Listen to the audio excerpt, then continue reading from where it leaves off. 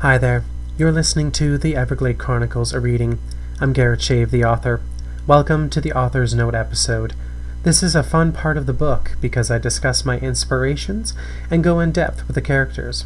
Well, no more delaying on this. Let's get started. For a long time, I wanted to tell the story of Queen Venus. While many likely readers feel that she is unworthy of a biography, I felt it was important to show her side of the story and how some people can be so overtaken by power and greed that it fails them in the end. I also wanted to give an idea of what the meadow was like prior to Caitlin. I felt the need to divide the tale into 3 acts, each casting a diverse outlook on Caitlin's life at different times and periods. If you are unfamiliar with the Latin used in the naming of the parts, I will explain. Caitlin, having become a learned individual as a teen, would use Latin to express herself. It is also the language of kings. Part 1 bears the Latin phrase Audentes fortuna iuvat. I probably mispronounced that. This phrase, put simply, means fortune favors the bold. Like so many before her, fortune comes when she is bold. She is the only one with any guts to overthrow a dynasty. She also considers much of her journey as part of her destiny, as if fate were placing her on the throne. Part 2 bears the motto Video et Taccio. This was one of Queen Elizabeth I's most notable mottos.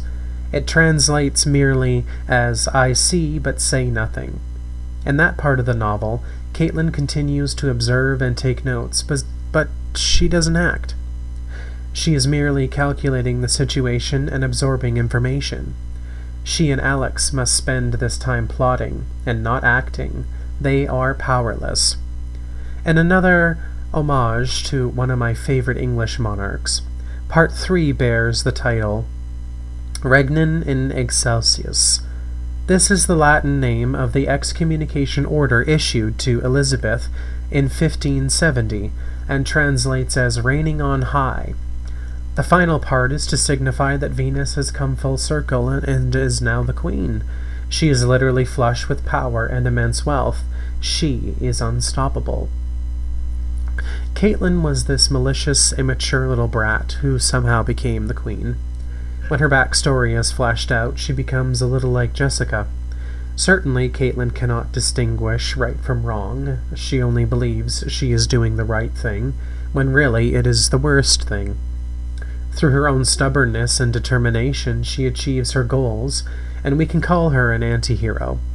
She isn't truly heroic because her means to achieve her goals are committing bad acts. Caitlin represents someone filled with immense paranoia and anxiety. This is brought on in the final parts of the book because she now believes her pedestal is cracking. She will evidently lose power if she does not fight tooth and nail to protect her throne. Even at such a young age, she knows what she wants and how to achieve it. She becomes as intellectually minded as Jessica, and Mark, and even Theo. In fact, Jessica does not hesitate to mention that Caitlin is exceedingly intelligent in high school and is the head of several after-school clubs. She does, however, lack a mechanism for friend retention and friend-making. Speaking of mechanisms, the robotic cyborg assistant Heather was an interesting choice of character to add to the story. I wanted the children's imagination to expand, and they would definitely be thinking of androids or sentinels from X-Men comics, and cartoons and android fighters from Dragon Ball Z. It is entirely possible at some point or another that there would be robots present in the meadow. After all, Commandant Alexei from the Tale of the Cloverleaf Lord was half bionic, so the notion had been accepted and was plausible. Heather plays a very convincing part, but then leaves the meadow when she outgrows it. She suffers the same fate as many in the meadow.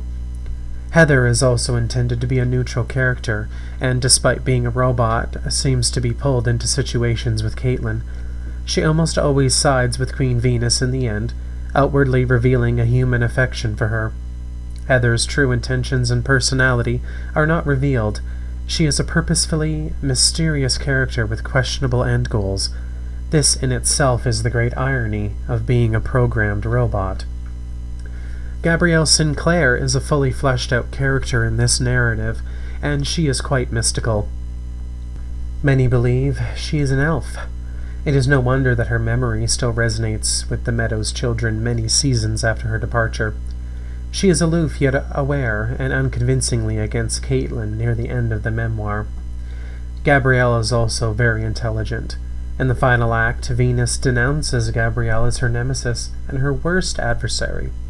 As you can imagine, their friendship diminished rapidly over the seasons and eventually led to a mutual hatred. Venus is surprised that Gabrielle never betrayed her secret. We sometimes forget that Gabrielle was privy to Caitlin's plan to overthrow Thomas alongside Alex. Even though she and a few choice others are aware of this plot, they choose to do nothing.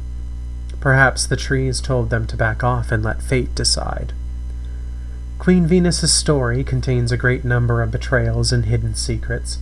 This all contributes to the formation of her final malicious character. The betrayals weigh heavy on her. Near the end of the book, she constantly mentions other kids who have either let her down, abandoned her, or outright left the meadow in an angry panic. Towards the end of her story, Caitlin speaks of an elven legend that some powerful children, especially elves, can speak and interpret tree messages. It could be suggested that Prince Justin, who ordered the hit on Duke Castor, was suspicious of the trees speaking with the Duke. The trees would certainly have foretold of Thomas's demise at the hands of his own brother, Justin. The prince could not handle that thought, and therefore changed the course of history. We only know one aspect of that story, and that is told by Lord Cody. Lord Cody, however, only states that Duke Castor had become wise to their cyborg plan, so Prince Justin had to take action. Whether Duke Castor or Duchess Matilda were elves, that's all speculation. Betrayal, determination, and deception are primary themes in this memoir. Caitlin will do anything to get her way and will do anything in order to seize the final prize. You cannot really call her actions righteous, as she overthrew a peaceful society for her own personal gain. She continually betrays her supposed friends, even going to the point of thinking that Alex will share the throne with her. She is a disillusioned protagonist / anti-hero, bent on molding the meadow in her own image. Of course, she is repaid in kind as a lonely teenager with no friends. Caitlin proves she is unstoppable with manipulation, lying to Lord Cody to get him on her side. She is also cunning in promoting execution for both the Lord Chancellor and Prince Justin. Although with a name like Lord Kratos, you are expecting they will be a villain. She does, however, witness a glimmer of rosewood madness when Thomas becomes rabid at his brother's execution, making the famous People's Prince squirm. By the final act, all of Venus is revealed. She has become a tired workhorse, filled with villainy and malice. She constantly snaps at people. When she finds out Gabrielle is finally moving, she completes the final act of vengeance upon her old friend, and sets the events of Memoirs of a Neighborhood Queen into motion, throwing her will out the window and making Tyler Crest the Duke of the Lost Forest. Astute readers will recall that Caitlin swore the ultimate revenge on Gabrielle earlier in Act 1. Gabrielle, in the end, gets back at her by predicting her downfall, interpreting oak and aspen tree messages.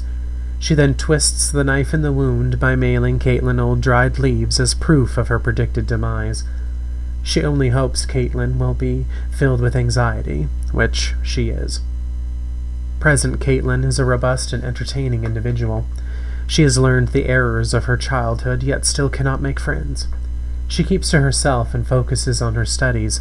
Still, she is still atoning for her foolishness as a child. Caitlin has truly evolved as a teenager and is convinced of her wrongdoings in the past.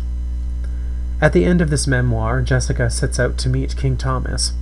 She had no real plans to initially meet him, as she mentioned that Caitlin had rebuked her. Nonetheless, her natural curiosity is piqued, and she meets with him anyway.